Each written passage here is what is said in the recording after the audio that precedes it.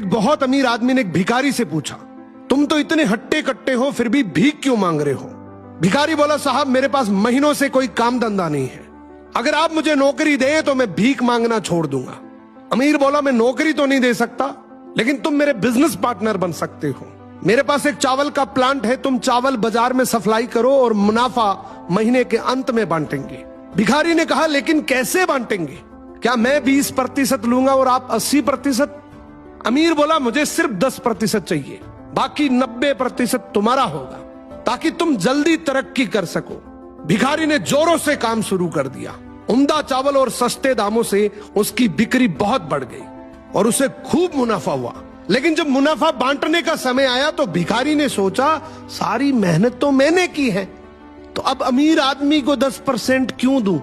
अगले दिन अमीर आदमी आया और जब हिस्सा मांगा तो भिखारी ने बहाना करते हुए कहा कि साहब मुझे तो बहुत नुकसान हुआ है, मुझे जितना मुनाफा हुआ है उतना तो कर चुकाना है, तो इस हिसाब से मुझे कोई मुनाफा नहीं हुआ, तो आप इसके हकदार नहीं हैं। अमीर आदमी ने कुछ नहीं बोला और वहां से चला गया।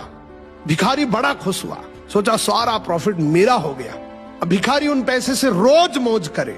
ऐसे करते करते उसके पास से सारे पैसे खत्म हो गए। अब पैसे भी नहीं है और काम धंधा भी नहीं है, तो मजबूरन उसको फिर से भीख मांगना शुरू करना पड़ा।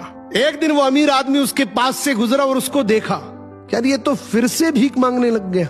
अमीर आदमी ने एक बहुत अच्छी बात बोली कि इस दुनिया में गरीब और अमीर आदमी जो होता है ना, उसमें सबसे बड़ा डिफरेंस होता है उसकी सोच का। एक रिच माइंडसेट हमेशा ये सोचता है कि मुझे भी प्रॉफिट हो जाए और मेरे साथ जो काम कर रहे हैं उनको भी प्रॉफिट हो जाए, लेकिन एक पुअर माइंडसेट हमेशा ये सोचता है कि जो भी प्रॉफिट हो सिर्फ मुझे ही हो।